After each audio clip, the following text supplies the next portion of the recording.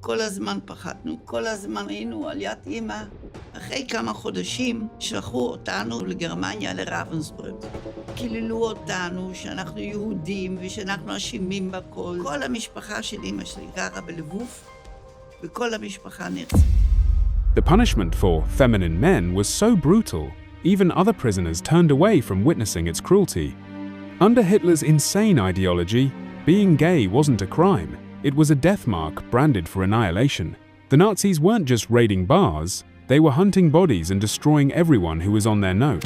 The Nazi vision of masculinity wasn't just strict, it was violently enforced. Their ideal Aryan warrior had no room for anything considered soft or feminine. He was tall, with a chiseled jaw, broad shoulder, and muscular, with sharp features, blonde hair cropped short, and blue eyes that reflected supposed racial purity. Propaganda posters showed rugged soldiers, while radio broadcasts mocked men who didn't fit this mold. But this wasn't just about image. The regime linked homosexuality to racial impurity, claiming it weakened Germany's birth rates and military strength. The legal weapon they used wasn't new. Paragraph 175, a law criminalizing unnatural indecency between men, dated back to 1871. Before the Nazis, it was rarely enforced. That changed in 1935. The regime rewrote the law to include any behavior they deemed homosexual: a glance, a letter, even dancing together. No proof of physical contact was needed. Just an accusation could land you in prison. Police files from Berlin show how quickly things escalated. Officers compiled pink lists, tracking thousands of suspected gay men. Neighbors informed on neighbors. Bar patrons were arrested simply for sitting close to another man. One court record describes a waiter sentenced to 6 months for complimenting a customer's tie. By 1936, special Gestapo units were conducting raids on known meeting spots, from parks to public baths. The Nazis didn't stop at arrests, they wanted names. Interrogation reports reveal prisoners being forced to identify others under torture. In Hamburg, police used address books seized during raids to build networks of suspects. Some men betrayed friends just to make the beatings stop. By 1938, the Gestapo had a dedicated department, Section 4B4, focusing solely on tracking homosexuals. What's chilling is how systematic it became. Doctors examined prisoners for signs of homosexuality, measuring hips and documenting speech patterns. Psychiatrists testified in court about degenerate behavior. Even after serving prison sentences, men weren't free. Many were rearrested and sent to camps under protective custody orders, a legal black hole with no trial.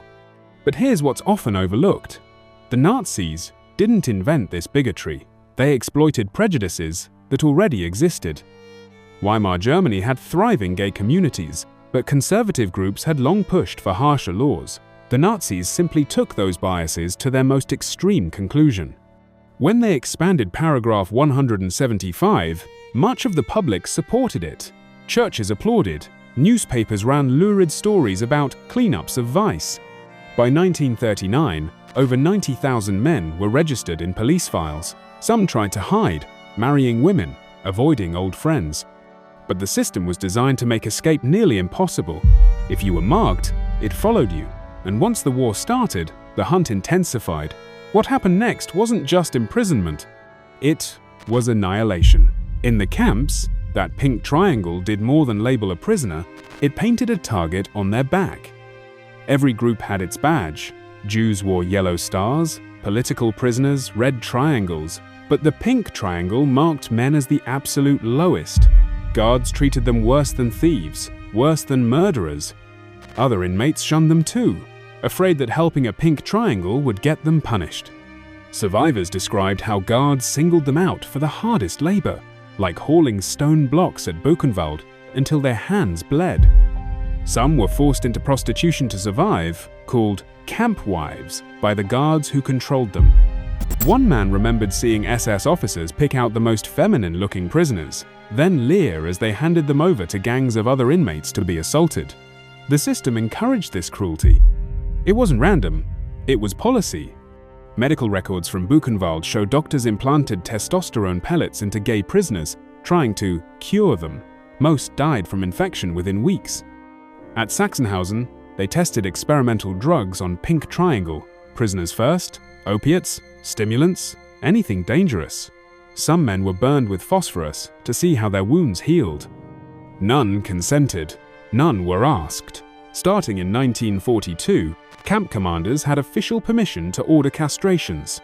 Many men bled to death right on the operating tables because the doctors didn't bother with proper procedures. The numbers tell the brutal truth. Fewer than 4 out of 10 pink triangle prisoners survived their camps, the worst odds of any non-Jewish group.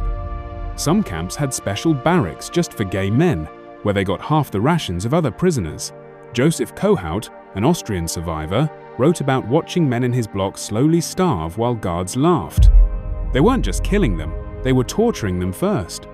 But even here, in this organized hell, resistance happened. Some men sabotaged work details by breaking tools or mixing up shipments. Others memorized each other's names and crimes, determined to bear witness later. A few guards secretly helped.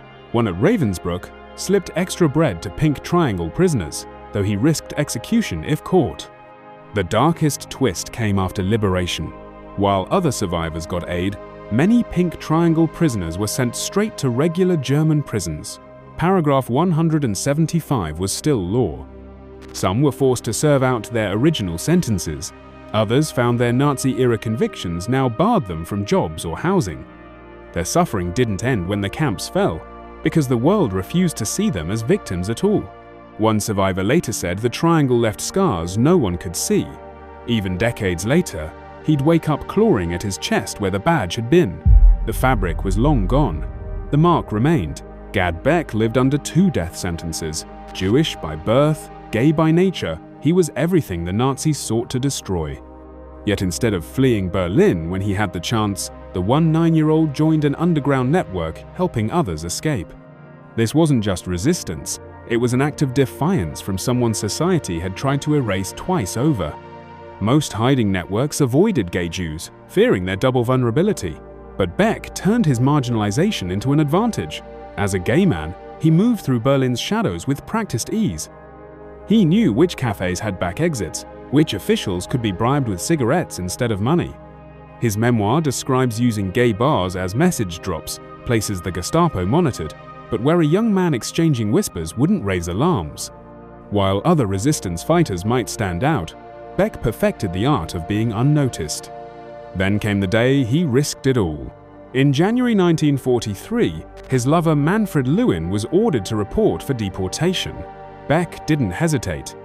He stole a Hitler Youth uniform, marched straight to the collection center, and demanded Lewin's release for work detail. Guards handed him over without question. A testament to how authority went unquestioned in Nazi Germany. The 2 men walked out together into the freezing Berlin night, though Lewin would later be recaptured and killed at Auschwitz. What makes Beck's story remarkable isn't just the rescue attempt, it's how he survived the next 2 years in a city hunting people like him. He changed safe houses weekly, sometimes sleeping in bombed-out buildings. He forged documents not just for himself but dozens of others, learning to replicate the elaborate Gothic script of Nazi paperwork. When questioned, he'd flirt with officers to distract them.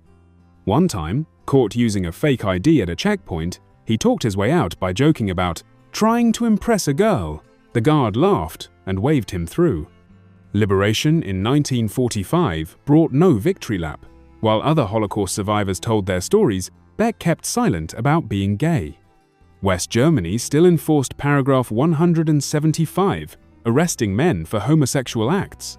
When he applied for reparations as a Jewish survivor, officials questioned why he hadn't been in a camp. They couldn't grasp that a gay Jew might have avoided one method of persecution only to face another. It took decades for Beck to speak openly. In the 1990s, he began giving interviews about being both Jewish and gay under the Nazis. Historians were stunned. Almost no accounts existed of men who shared his dual identity surviving in Germany. His testimony helped pressure the government to finally repeal paragraph 175 in 1994, though for most victims, it came far too late. Beck died in 2012, having outlived the regime that tried to exterminate him. But his story forces a difficult question. How many others like him were erased twice, first by the Nazis, then by history's silence?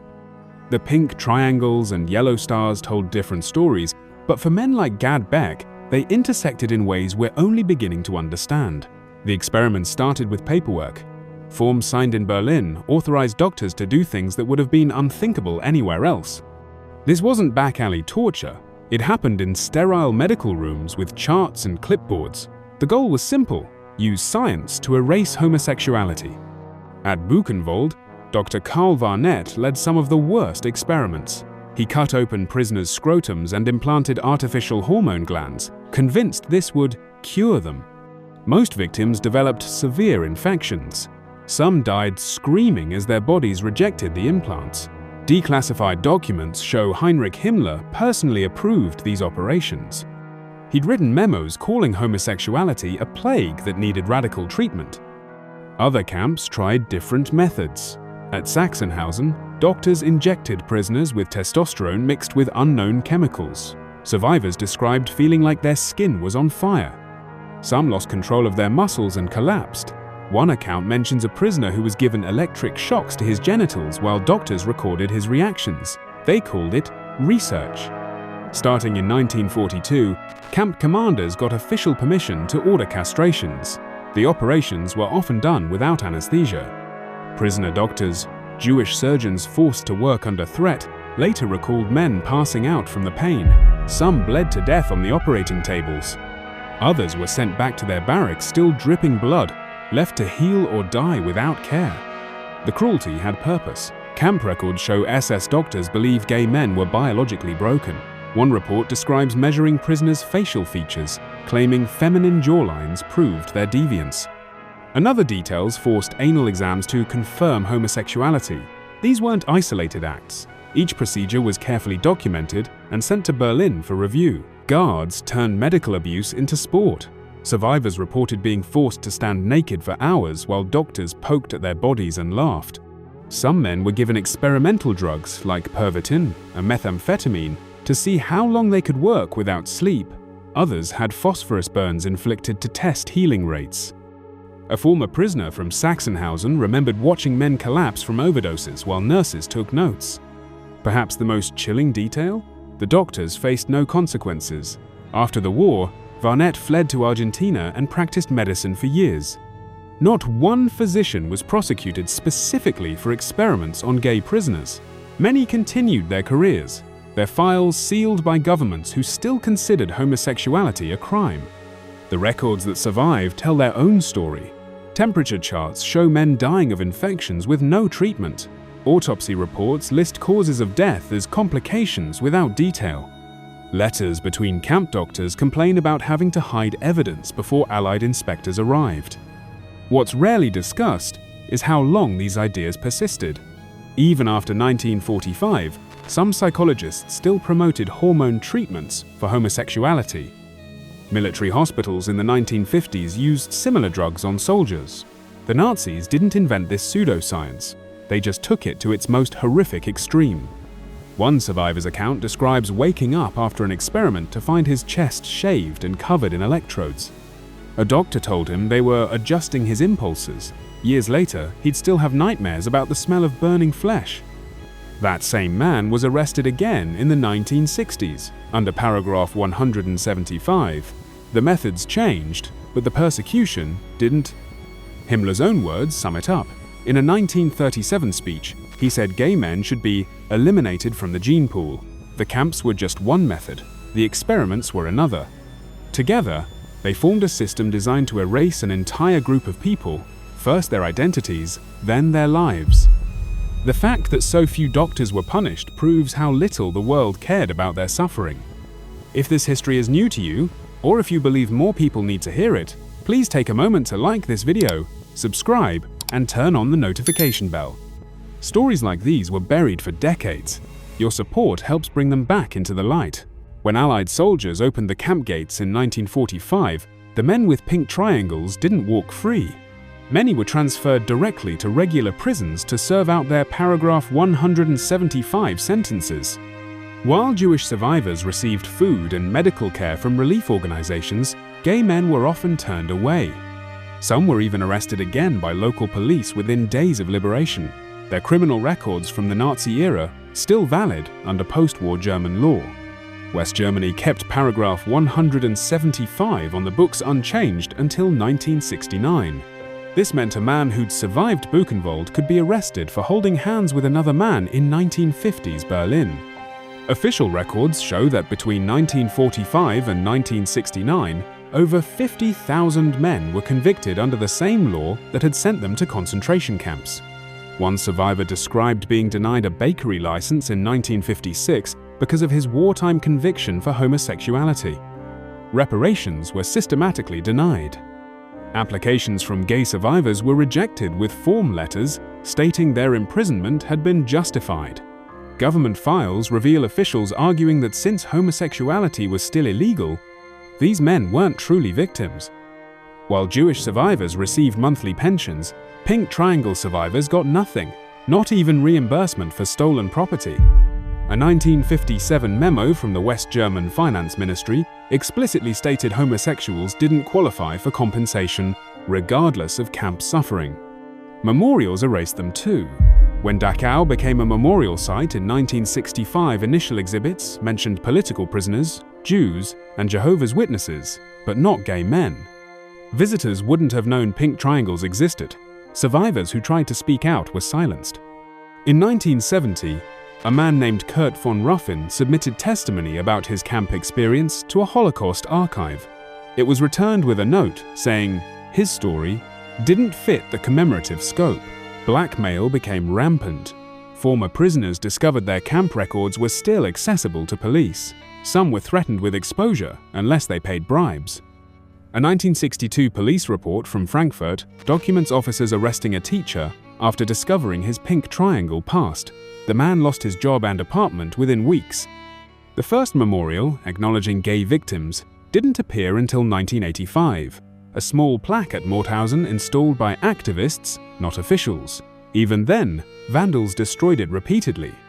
Government opposition delayed Berlin's national memorial to homosexual victims until 2008.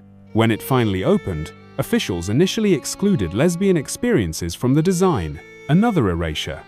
Legal recognition came painfully slow. East Germany revoked paragraph 175 in 1968, but West Germany kept a modified version until 1994. Not until 2002 did the Bundestag annul Nazi-era convictions with no compensation. The formal pardon came only in 2017, when just a handful of survivors remained alive. The law granted each a symbolic €3,000 payment. By then, over 90% had died without acknowledgement. What stands out in the archives is the paper trail of refusal. Petition after petition from survivors was stamped rejected with bureaucratic coldness. One 1954 letter from a government minister states matter-of-factly, homosexual acts remain punishable. Therefore, claimants cannot be considered victims. 70 years of legal battles changed this, but for most, far too late. The question isn't just why recognition took so long, but why resistance lasted decades. Even after admitting the Holocaust's horrors, Germany struggled to accept that some victims wore pink triangles. Their stories expose an uncomfortable truth. Liberation didn't end persecution, it just changed the forms it took. After the war ended, the silence began. While other survivors formed support groups and told their stories, many men with pink triangles kept hiding. Some burned their camp uniforms immediately but discovered the stigma couldn't be destroyed as easily. Hans Schmidt, a Dachau survivor, later wrote how he changed cities 3 times after the war, not because he feared arrest, but because he worried neighbors might learn his past. Paragraph 175 remained law for decades, making their trauma something to conceal rather than share. When researchers first sought testimonies from gay survivors in the 1970s, they hit walls of shame and fear.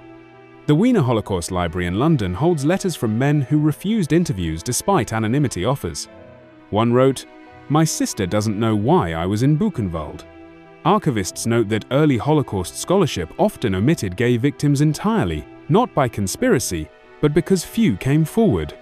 Even when the AIDS crisis made the pink triangle a protest symbol, many elderly survivors still hesitated. One man in Berlin only spoke on tape in 2002 after making his nieces swear to keep quiet until after his death. Diaries discovered decades later reveal the psychological toll. Friedrich Paul von Grosheim's hidden journal describes burning his pink triangle in 1945, then spending years unable to look at the color pink. He wrote of panicking when seeing prisoners in films, even fictional ones.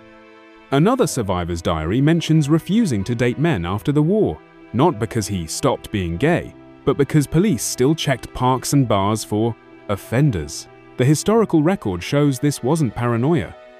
Police logs from the 1950s Hamburg prove officers routinely staked out known gay meeting spots, arresting men under the same law used by Nazis. Memorials faced active resistance long after the war. When activists placed flowers at Buchenwald's mass graves in 1985 bearing pink triangles, they were removed overnight. The first official memorial plaque for gay victims at Mauthausen was smashed twice before officials installed a protective casing. Even in 2008, when Berlin unveiled its national memorial, vandals scrawled homophobic slurs across it within weeks. Security footage showed young men kicking the structure where names of camps were listed. Police reports treated these as minor property crimes rather than extensions of historic persecution. The oral histories that did emerge, often in survivors' final years, changed historical understanding. A 1990s project recording testimonies revealed patterns Nazi records hadn't shown: how guards forced gay men to act as human insulation in freezing barracks, or assigned them to drag closet doors through camp streets while mocking their walks. One account describes a prisoner who survived by memorizing operas. His singing entertained guards enough to get extra rations. These details survived because a researcher tracked him down in 1997 after finding his name scribbled on a camp doctor's experiment log. Today's reclaimed pink triangle symbolizes defiance, but the transformation took generations. LGBT activists adopted it in the 1970s, partly because so few knew its origin. Younger activists often didn't realize until the 1990s that some elderly gay men flinched at the symbol's sight. Historical markers mentioning gay victims now exist at Auschwitz and Dachau, but they appeared decades after other memorials. The timeline speaks volumes. Buchenwald's museum added pink triangle materials in 2002, despite holding the documents since 1945. What lingers isn't just the history, but the holes in it. We know how many men were officially arrested under paragraph 175, about 100,000, but not how many were unofficially destroyed without trial. Camp records list deaths but often hide causes. Family archives sometimes preserve photos of men without explaining why they vanished. Historians estimate at least 5,000 gay Holocaust survivors lived into the 1980s, yet barely 300 ever gave interviews. Their silence shaped memory as much as their words ever could. Perhaps the deepest wound was time. When Germany finally pardoned Nazi-era convictions in 2017, only 9 known gay survivors remained alive to hear it. The apology came 72 years too late for most. But in attics and archives, remnants persist: letters between lovers who didn't survive, diaries buried in gardens, patches of pink fabric tucked behind photo frames. These fragments ask us why some victims had to wait so long to be mourned. The Nazis tried to erase these men twice, first through the violence of camps and experiments, then through decades of silence. Over 100,000 arrests, 53,000 convictions, thousands dead, yet post-war Germany kept treating them as criminals. That silence had consequences. When Richard von Weizsäcker finally confronted Nazi crimes in 1985, it took another 32 years to pardon the last survivors. Their stories matter not just as history, but as warning. The same laws that sent men to camps remained valid until 1994. Unmarked graves still hold men whose families never knew why they disappeared. The lesson isn't just about the past, it's about who we choose to remember today. Now we want to hear from you. Why do you think it took so long for the world to recognize these victims? Share your thoughts in the comments, because remembrance begins with conversion